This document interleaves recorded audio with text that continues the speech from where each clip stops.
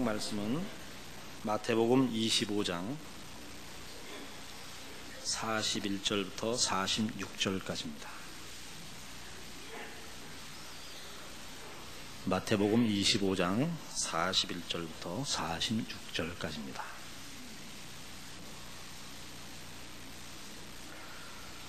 또 왼편에 있는 자들에게 이르시되 저주를 받은 자들아 나를 떠나 마귀와 그 사자들을 위하여 예비된 영영한 불에 들어가라. 내가 줄일 때에 너희가 먹을 것을 주지 아니하였고 목마를 때에 마시게 하지 아니하였고 나그네 되었을 때에 영접하지 아니하였고 벗었을 때에 옷 입히지 아니하였고 병들었을 때와 옥에 갇혔을 때에 돌아보지 아니하였느니라 하시니 저희도 대답하여 가로되 주여 우리가 어느 때에 주의 줄이신 것이나 목마르신 것이나 나그네 되신 것이나 벗으신 것이나 병드신 것이나 옥에 갇히신 것을 보고 공양치 아니하더이까. 이에 임금이 대답하여 가라사대 내가 진실로 너희에게 이르노니 이 지극히 작은 자 하나에게 하지 아니한 것이 곧 내게 하지 아니한 것이니라 하시리니 저희는 영벌에 의인들은 영생에 들어가리라 하시니라. 오늘 본문 말씀은 31절부터 46절입니다만 너무 길어서 편의상 후반부만 봉독했습니다.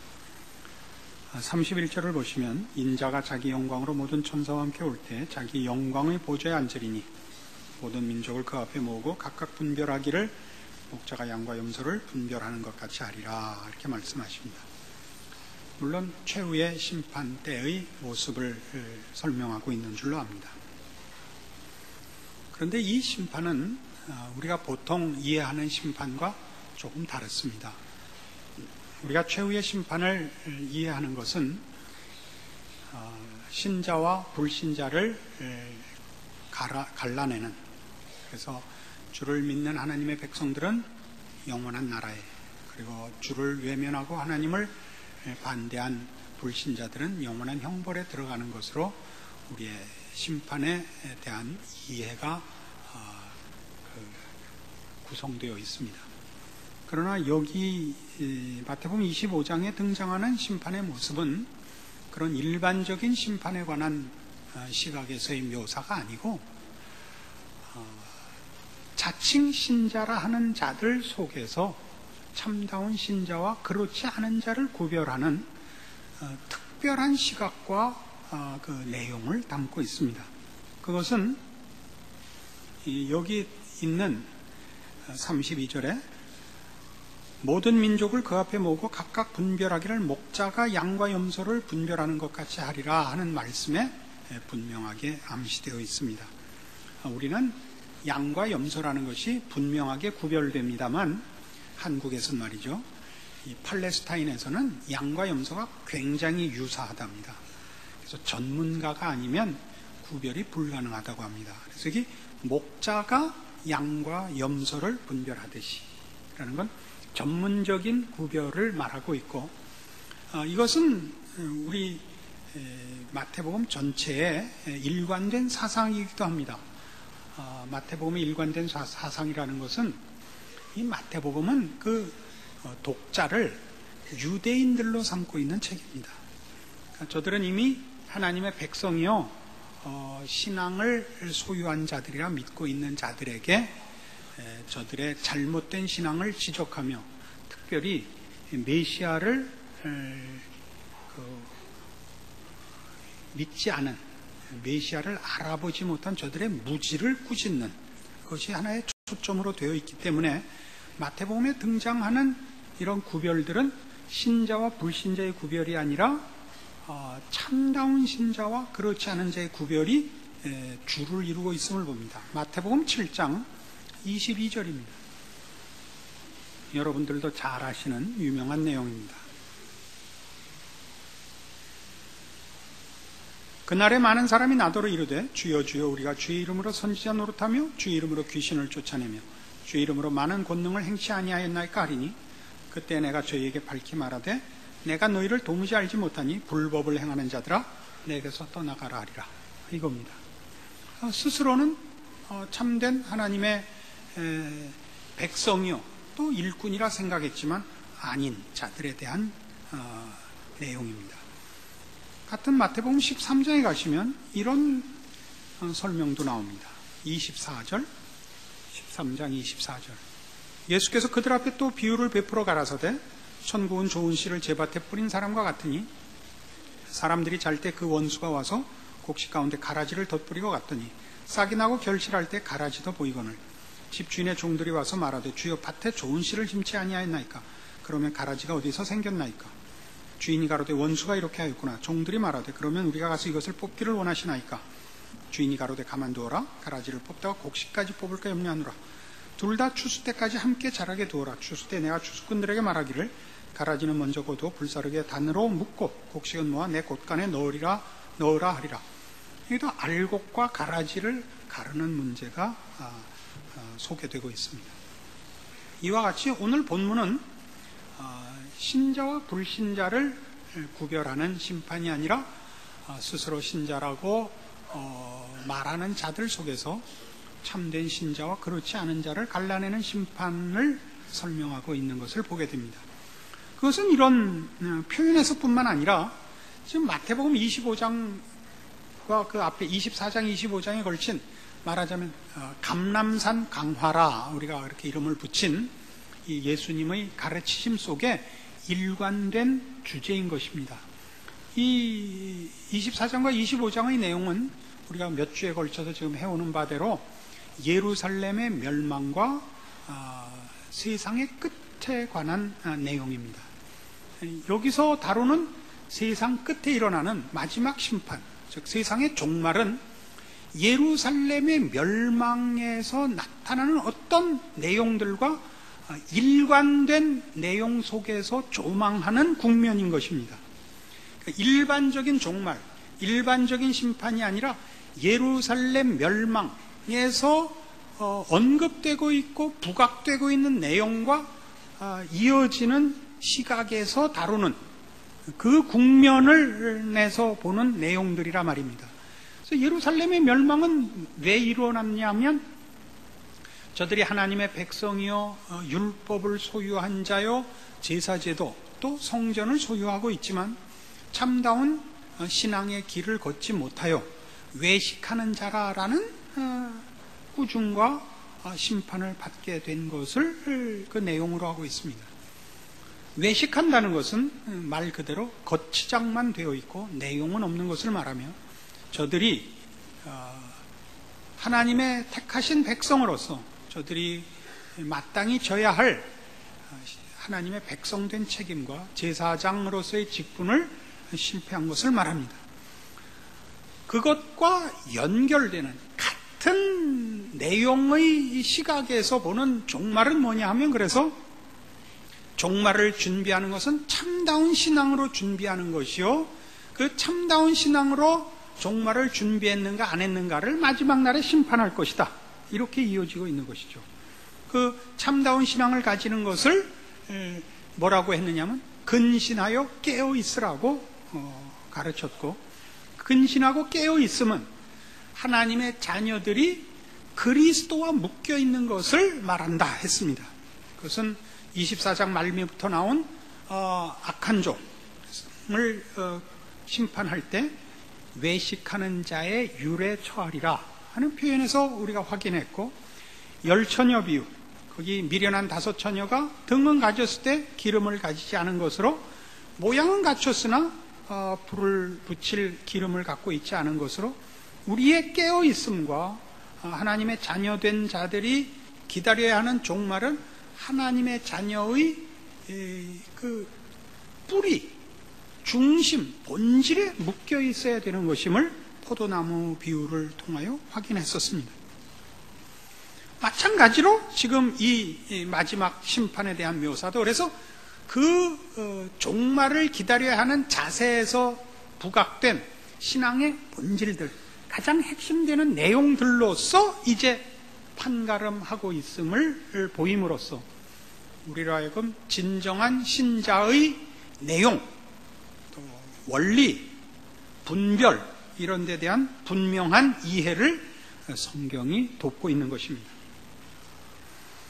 그래서 여기 등장하는 양과 염소는 양같이 생기고 염소같이 생기는 문제는 아닙니다. 그죠? 둘이 다르다는 얘기를 하고, 그러나 겉으로는 비슷하다는 얘기를 위해서 양과 염소를 등장시키고 있고, 의인들은 누구냐 하면 주께서 줄이고 목마르고 나그네 되었고 헐벗었고 병들었고 옥에 갇혔을 때 돌아본 자들이요. 악인들은 그렇지 않은 자들입니다. 의인들이 우리가 언제 그랬습니까? 라고 그러죠. 40절에 하반절에 너희가 여기 내 형제 중에 지극히 작은 자 하나에게 한 것이 곧 내게 한 것이라 이렇게 말씀하시고, 45절에 우리가 언제 그런 걸 받고 언제 안 했습니까? 라는, 말하자면 악인들에게 45절 이 지극히 작은 자 하나에게 하지 아니한 것이 곧 내게 하지 아니한 것이라 이렇게 설명되고 있습니다. 이 소자에 관한 이해는 우리가 마태복음 18장에서 이미 한번 확인한 적이 있습니다. 이 25장에 다시 등장하고 있죠. 18장에서는 그 소자가 천국을 어떤 사람이 들어가느냐 하는 문제에서 언급되었습니다. 너희가 돌이켜 어린아이같이 되어야 천국에 들어간다였고, 어린아이같이 자기를 낮추어야 된다 이렇게 됐고, 소자 하나를 실족해 하면 차라리 연자맷돌을 목에 걸고 물에 들어가는 게 낫다라고 경고하셨었습니다. 거기서 말하는 소자는 십자가의 원리와 십자가의 원리를 이해하는 것과 연결되는 의미였습니다. 어린아이는 모든 자신의 필요를 외부로부터 도움받는 자를 말하는 것입니다. 순진하다 이런 거 아니고, 그런 개념이 아니고, 겸손하다 순진하다가 아니고, 자기의 필요를 자기가 만들지 못하는 자에 대한 그 상징입니다. 그래서 어린 소자를 영접하라든가 어린 소자를 실족하게 하지 말라는 것은 모든 사람이 다 십자가를 필요로 한다는 사실입니다. 십자가 앞에 어떤 사람도 자랑할 수 없고, 또 십자가로 인하여 어떤 사람도 절망할 수 없다는 얘기도 됩니다. 그래서 어린 소자 하나를 귀히 대하는 것이나 자신의 처지나 이해를 소자로서 이해하는 것은 십자가 정신인 것입니다. 하나님 앞에 우리가 은혜를 입어야 하고 그의 구원을 얻어야 한다라는 것을 이해하는 것을 어린 소자라는 단어로 표현하고 있어서, 하나님 앞에서의 자신을 인식하는 것, 십자가의 필요성을 인식하는 것, 십자가로만 하나님의 자녀가 된다는 것을 믿는 것, 이런 것들을 거기 소자로 표현하고 있습니다. 그럼 여기서의 소자는 뭐냐? 여기서의 소자는 한 걸음 더 진전되고 있습니다. 그 내용이 어떻게 진전되고 있느냐? 여기서 소자는 하나님의 백성이 되어서 보니까 모든 영혼들은 다 십자가를 통과해서 하나님의 몸으로 부름을 받아 형제가 되더라 하는 이해를 말합니다. 십자가를 통과해야만 누구나 하나님의 자녀가 됩니다. 십자가를 통과한 자는 예외 없이 우리가 그동안 살펴본 바와 같이 그리스도를 머리로 하는 그의 몸이 됩니다. 우리는 다 한 몸의 지체들입니다. 이 지체들은 그 각 부분들이 전체가 아니고 전체를 구성하는 말하자면 부속이기 때문에, 성경적 표현으로 지체이기 때문에 그런 다 작게 취급됩니다.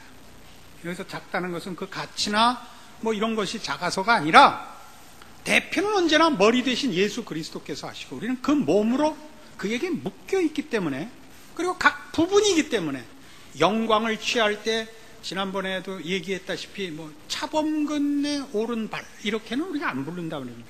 차범근 공 잘 찬다 그러죠. 차범근 오른발은 용기도 하지 이렇게는 안 한다면.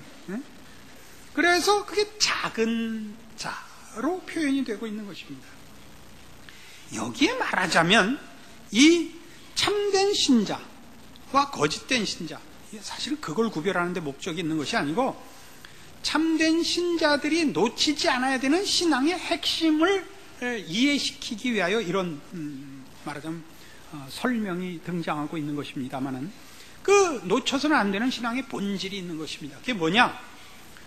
모든 십자가를 통과한 예수를 믿어 하나님의 자녀가 된 자들의 신앙의 최우선적이고 유일한 특징이 뭐냐? 그리스도를 머리로 한 그의 몸으로서의 자신의 위치를 이해하는 것입니다. 그게 뭐냐? 서로 연합하고 복종하는 것입니다. 에베소서 5장 18절 이하의 말씀을 봅시다.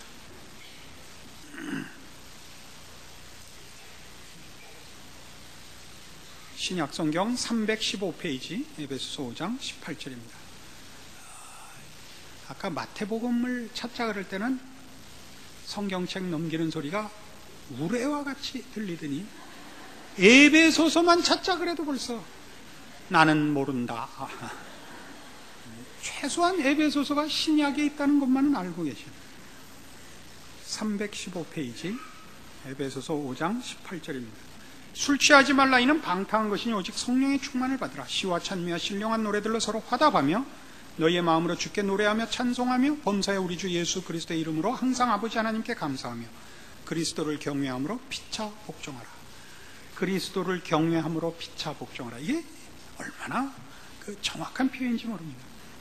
그리스도께서 머리입니다. 우리는 그 몸의 지체입니다. 지체끼리는 서로 복종하는 법입니다. 지체끼리는 다투지 않으며 지체끼리는 우열의 경쟁을 안 합니다. 털과 다리가 경쟁을 할 수가 없습니다. 언젠가 한번 그 달리기에 관한 비유를 들면서 제가 우리가 어떻게 이 온몸이 연합되어 있는가, 다리로만 뛰는 게 아니라 어깨를 흔들어야 된다 그랬죠. 어깨를 흔들어야 다리가 나갑니다. 빨리 뛰려면 어깨에 힘이 그래서 안 들어가야 되고 어깨에 힘을 주지 않기 위해서 달리기 선수들은 주먹을 꼭 쥐는 법이 없다 그랬습니다. 손을 다 풀고 뛰어서 어떤 마라토너들은 보면 이렇게 헐렐레하게 뛰는, 저거 힘들지 않나? 저 손모가지를 자르고 나오는 게 낫지 않겠나 싶게 이상하게 흔들고 뛰는 사람이 있어요. 그게 다 어깨에 힘을 빼기 위한 겁니다. 그래야 잘 달립니다. 근데 이게 만일 다리 한 번 나가는데 어깨가 3번씩 나가면 그거 미쳐버릴 거예요. 그죠? 그건 절대 서로 경쟁적이지 않습니다. 이해하시겠죠? 몸의 지체들은 서로 경쟁적이지 않습니다. 특별히 이 경쟁적이라는 것을 더더욱 잘난 척으로는 절대 경쟁하지 않습니다. 서로 피차 복종하죠. 모두가 상대를 위하여 노력을 하죠. 심장이든 폐든 장기든 보이는 우리의 모든 지체든 자기를 위하여 있지 않고 몸 전체를 위하여 있습니다. 그래서 서로 복종합니다. 이것이 말하자면 십자가를 통과한 자들의, 그러니까 하나님의 자녀로 부름받은 자들이 신앙에서의 가장 중요한 특징이요 본질이다 이겁니다. 지체로서의 자신을 이해하는 것, 그래서 잘난 척하지 않는 것, 겸손한 것, 서로 복종하는 것, 연합하는 것. 그러니까 믿지 않는 자들의 특징은 뭡니까? 각각 자기가 주인이죠. 자기가 신이고 자기가 왕입니다. 모두가 자기가 자신을 대표하여 홀로 독립하여 모든 사람과 경쟁을 합니다. 그러나 우리 믿는 사람들은 예수 그리스도께 묶여 그의 지체입니다. 우리의 자랑은 우리에게 있지 않고 이제 대표자 예수 그리스도의 영광으로 나타나도록 되어 있고 우리는 그 안에 몸으로 지체로 감추어져 있습니다. 이게 말하자면 십자가를 통과한 자들의 현주소, 말하자면 교회로 부름받은 자리인 것입니다. 그래서 이 경외함으로 피차 복종하라 하는 얘기는 그 실제적인 그 내용을 이해시키기 위하여 하나님께서 이런 일들을 위하여 어떤 제도나 어떤 말하자면 신앙상의 유익을 위한 또는 이런 성경의 진리를 우리 것으로 결실하게 하기 위한 방편을 만드셨는가 중에 대표적인 것으로 부모와 자식, 상전과 종의 관계를 예로 들고 있습니다. 그 22절 이하가 아내들이여 자기 남편에게 복종하기를 주께 하듯 하라요. 25절에 남편들 아내 사랑하기를 그리스도께서 교회를 사랑하시고 위하여 자신을 주심같이 하랍니다. 부부란 하나입니다. 나이가 들면 말이죠. 저희 집 같은 데 그 현상이 쉰이 넘으면서 나타나기 시작했는데, 특별히 아내들이 그 나이가 들면서 부부가 하나인 것을 거부하는 그런 조짐 및 그 당돌한 또 심히 죄악적인 그 행태들이 나타나곤 합니다. 예를 들면 이제껏 나 가정을 위해서 희생했으니까 이제부터 내 인생을 살겠다. 그 내 인생을 살겠다라고 선언하는 것 중에 내포되어 있는 첫 번째 주장이 뭐냐면, 오등은 자의 조선의 독립국임과 자주민임을 선언하노라. 나는 이제부터, 중학교 때 배운 건데 아직도 외우고 있다 이런 거죠. 지나가는 길에 잠깐 잘난 척을 하고 가자 이거예요. 당신 말을 더 이상 안 듣겠다. 내가 일어나고 싶을 때 일어나고, 내가 자고 싶을 때 자며, 내가 가고 싶을 때 가며, 내가 있고 싶을 때 있을 거다. 그러나 최소한의 마누라 노릇은 하겠다. 곰국을 15~1분씩 해놓는다. 알아서 데펴 먹든가 나가서 사 먹든가. 이거 죄예요, 죄. 죄라고. 부부는 따로 절대 갈라서 안 돼. 머리와 몸이 갈라질 수 없듯이, 팔과 다리를 따로 뗄 수 없듯이 의족과 의수만 떼어놓을 수 있어요. 응? 그러지 말라는 거예요. 그런데 이런 일들을 해요. 이 부부의 하나 되면 어느 만큼 하나님이 그렇게 정하셨고 그렇게 만드셔서 그런 거예요. 얼마나 우리가 깊이 사실은 상식으로 이해하고 있느냐 하면, 젊은 부부들이 실수하는 거는 문제가 안 되어서, 나이가 들었는데 한쪽이 무슨 어느 부인이 실수를 하면 여자만 욕하지 않아요. 남편은 뭐 하고 있는 거야? 이래요 꼭. 남자가 실수하면 남자만 욕하지 않고 마누라는 뭐 하는 거야? 이렇게 돼요. 그게 뭐 집집마다 언제부터 이렇게 성숙해지는지 모르겠습니다만은 적어도 쉰이 되면 그렇게 되는 겁니다. 둘은 더 이상 어디까지가 아내고 어디까지가 남편이냐가 없는 겁니다. 그건 하나인 겁니다. 그렇게 책임을 지는 겁니다. 어느 한쪽의 실수나 잘못은 전체의 잘못이 됩니다. 그것을 이제 31절에 보시면, 이러므로 사람이 부모를 떠나 그 아내와 합하여 그 둘이 한 육체가 될지니 이 비밀이 크도다. 부부의 연합의 비밀은 뭐냐? 내가 그리스도와 교회에 대하여 말하노라. 그리스도께서 교회의 머리 되심, 우리의 머리 되심은 부부의 연합보다 더한 겁니다. 부부는 갈라서지만 그리스도와 교회는 갈라서지 않습니다. 그래서 무슨 문제가 되느냐 하면, 왜 이게 소자 하나의 헐벗은 것과 옥에 갇힌 것과 굶주린 것을 돌아본 것이 왜 죽게 하는 것이 되느냐? 부부가 한쪽이 잘못한 것이 부부 전체의 영광이 되기도 하고 수치가 되기도 하듯이, 신자는 개인의 잘못이 개인으로 끝나지 않고 예수님의 영광과 혹은 부끄러움을 우리가 끼치는 일로 갑니다. 그리스도가 언제나 머리이기 때문입니다. 그러니까 우리 부부의 문제를 놓고 하는 것처럼, 아니 저놈의 예편네 왜 저래? 남편은 뭐 하는 거야? 마찬가지로 신자의 잘못은 곧 예수를 믿는다며.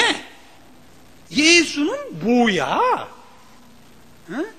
제일 위해서 십자가도 지셨던데 저거 왜 놔둬? 저거 콱 이렇게 간단 말이에요. 알아들어요? 그렇게 묶여 있다고요. 그걸 늘 인식해야 돼요. 그리스도가 머리, 나는 그의 몸이에요. 그 지체예요. 우리끼리는 그래서 다 연합해야 돼요. 그래갖고 누구로 대표된다고요? 예수 그리스도로 대표돼요. 우리가 우리의 그러니까 작은 형제, 보잘것없는 형제 하나를 돌아보는 것은 말하자면 그것이 내 몸의 지체로서 그런 하나하나들의 연합으로 말미암아 그리스도께서 영광을 받으시는 것이기 때문에 그렇게 하는 거예요. 남편이 아내를 사랑하는 것은 자기를 사랑하는 것이라 이렇게 돼 있죠. 28절 이와 같이 남편들도 자기 아내 사랑하기를 제 몸같이 할지니 자기 아내를 사랑하는 자는 자기를 사랑하는 것이라. 이게 자기라고요. 억지로 하는 얘기가 아니에요. 무슨 기계적 법적 결합을 얘기하는 게 아니라고요. 그러니까 신자된 가장 독특한 불신자와의 차이가 뭐냐 여러분, 이거라니까. 그리스도께 묶여 있다고요. 그리스도의 몸이라고요. 그래서 우리가 한 작은 형제를 돌아보는 것은 무슨 불쌍히 여기고 그것이 기독교적 박애 정신이고 이전에 그게 내 몸이기 때문에 우리 다 한 몸이라고요. 그 몸이 다 화합을 하고 연합이 돼야 비로소 그 존재가 빛이 나고 그 존재가 자기 기량을 발휘하는 거예요. 그것이 여기 오늘 마태복음 25장에서 말하는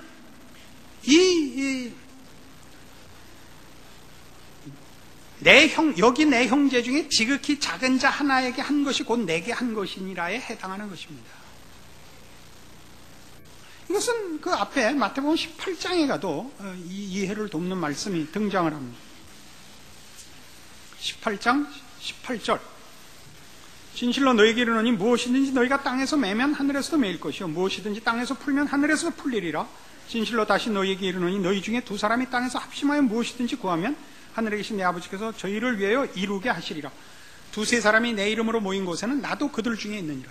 자, 지금 우리가 다루고 있는 이 마태복음 25장의 심판 문제는 예루살렘의 멸망으로부터 이어지는 동일한 일관된 시각과 의미에서의 심판이라 그랬죠. 그럼 지금 예루살렘의 심판, 예루살렘의 멸망은 저들의 제사장직의 실패란 말이에요. 천국 열쇠를 맡았으나 천국문을 닫고 저들도 안 들어가고 남도 못 들어가게 했던, 즉 신앙의 본질을 소유하지 못한 외식하는 지금 병에 걸려 있었단 말이죠. 이제 그 천국 열쇠가 누구에게 왔습니까? 베드로의 신앙 고백으로 인하여 그 신앙 고백 위에, 즉 교회에게 주어졌습니다. 그러면서 뭐라 그래요? 여기 있는 식으로 하자면 너희가 땅에서 무엇이든지 매면 하늘에서도 매이고 너희가 땅에서 무엇이든지 풀면 하늘에서도 풀릴 것입니다. 이 천국 열쇠를 맡았는데 이 하늘에서 풀고 매는 일을 하는 일은 우리 보통 기도로 이렇게 얘기합니다. 기도라기보다는 19절에 다시 반복되어 나오면서 더 자세히 나오듯이 합심이에요. 합심. 더도 말고 두 사람만 합심하면 들어주시는 거예요. 두 사람만 합심. 왜 이것이 필요하죠? 이것은 그리스도의 몸으로 부름받은 지체끼리가 아니면 합심은 있을 수가 없기 때문에 그래요. 물론 세상에도 합심이 있어요. 뭐 축구할 때도 합심하고 강도할 때도 합심하죠. 그런데 이해관계에 의한 합심이지 그리스도께 묶인 그의 몸으로서 지체로서의 합심은 아닌 거예요. 이건 다른 거죠. 이게 말하자면 하나님의 자녀된 자들의 독특한 그 위치입니다. 이걸 우리가 이해하고 우리의 신앙생활을 그리스도께 묶인 자로서의 그 시각과 분별과 책임을 인식하고 신앙생활을 해야 됩니다. 이런 식의 신앙생활이 아니길 바라요. 우리의 신앙생활은 보통 이러기 쉽죠. 주님께서는 저기 보좌 앞에 계시고 우리는 운동장에서 각기 누가 더 큰 상을 받나 뛰어가는 자라고 생각을 한다고요. 우리끼리 경쟁적이에요. 각각 자기 일을 하고 있어요. 그 각각 자기 일은 몸의 부분으로서의 각각 자기 일이고 전체로 보면 우리 전체가 합심하는 각각 자기 일이어야 된단 말이에요. 그 일이 부족해서 우리는 주의 일을 하며 열심을 가졌을 때 성도끼리 연합은 너무나 부족한 것입니다. 함께 가야죠.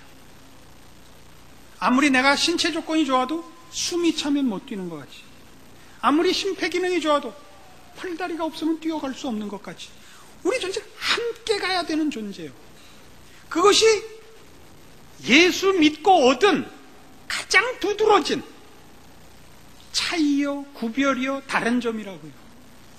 그래서 거기서 비로소 우리는 어린 소자 하나를 둘러보는 정신을 가지게 되는 것입니다. 하나님이 묶어주신 자와 함께 가는 법을 먼저 훈련하시고 먼저 통과하셔야 됩니다. 여러분은 개인으로서 한 사람으로서의 그 가치가 그런 전체의 한 부분을 맡은 책임으로서 여러분이 최선을 다하는 것이지 경쟁적이고 분립적으로 여러분의 신앙생활을 경쟁하지 않아야 합니다. 이것이 오늘 말하는 내가 벗었을 때 입혔다. 너희는 내가 굶었을 때 먹을 거 안 줬다. 라고 판정하시는 25장의 이 심판의 진정한 의미인 것입니다. 신자가 되고 나면 자꾸 하라는 게 뭡니까? 십자가 아래 자기를 파묻으라는 거죠. 그리스도를 머리로 한 그의 몸으로 들어와 이 한 지체로, 부속으로 여러분을 죽이고 부인하고 감추고 봉사하고 섬겨 그리스도의 몸을 세우며 그의 영광을 나타내라는 것이죠. 이것이 성경이 하는 신자들에게 주어진 책임이며 의무며 그리고 사실은 영광입니다. 우리가 그리스도와 그 운명을 같이 하며 그리스도의 신성에 충만한 것으로 우리에게 채워지도록 허락받고 있다는 사실이죠. 그것이 에베소서 4장 말씀입니다. 이 말씀을 오늘의 말씀의 결론으로 하여 평생 잊지 마시고 신자된 자랑과 책임을 기억해내는 말씀이 되기를 바랍니다. 에베소 4장 13절 신약성경 314페이지입니다. 우리가 다 하나님의 아들을 믿는 것과 아는 일에 하나가 되어 온전한 사람을 이루어 그리스도의 장성한 분량이 충만한 데까지 이르리니 이는 우리가 이제부터 어린아이가 되지 아니하여 사람의 괴술과 간사한 유혹에 빠져 모든 교훈의 풍조에 밀려 요동치 않게 하려 함이라. 그러니까 13절에 있는 말씀 이해하죠. 14절에 있는 거 뭐예요? 각각의 자존심과 자랑을 위하여 독립적으로 싸우는 세상 사람들 같이 싸우지 않는다. 이게 14절이에요. 그리고 오직 사랑 안에서 참된 것을 하여 범사에 그에게까지 자랄지라. 그는 머리니 곧 그리스도라. 그에게서 온몸이 각 마디를 통하여 도움을 입음으로 연락하고 상합하여 각 지체의 분량대로 역사하여 그 몸을 자라게 하며 사랑 안에서 스스로 세우느니라. 우린 서로가 연락하고 상합하는 각 지체요. 그리하여 서로 돕고 복종하고 연합하여 우리 자신을 세우는 것입니다. 어디까지요? 그리스도의 장성한 분량이 충만한 데까지 갈 것입니다. 이것은 우리에게 겸손을 강요하는 것이 아니라 우리에게 굴종을 요구하는 것이 아니라 우리의 복을 위하여 하나님께서 요구하시고 명하시고 약속하시는 신자들만의 특권입니다. 기도하십시다. 하나님 아버지 은혜를 감사합니다.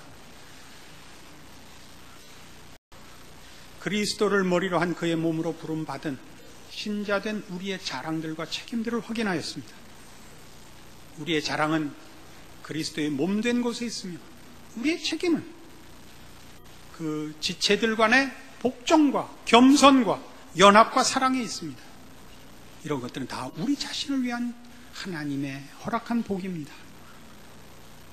근신하여 깨어 우리 주님이 나타나실 날을 기다린다는 우리의 신앙 고백이 바로 이런 주의 몸된 존재로서의 책임을 지키는 것으로 성경의 약속과 같이 그리스도의 장성한 분량이 충만한 데까지 가는 복으로 이어져서 예수 믿은 자랑이 무엇이냐, 그 감사가 무엇이냐, 남에게 듣지 말고 우리의 인생과 우리의 믿음 속에서 확인하는, 간증하고 자랑하는 승리가 주의 말씀을 들은 모든 영혼들 위에 있게 하여 주시옵소서. 지금은 우리 주 예수 그리스도의 은혜와 하나님 아버지의 극진하신 사랑과 성령님의 교통하심이 주의 몸된 교회가 된 자랑과 책임과 그리고 그 자랑들을 말씀 안에서 확인하여 승리하기로 약속하고 돌아가는 심령들 위해 영원토록 함께 있을지어다. 아멘.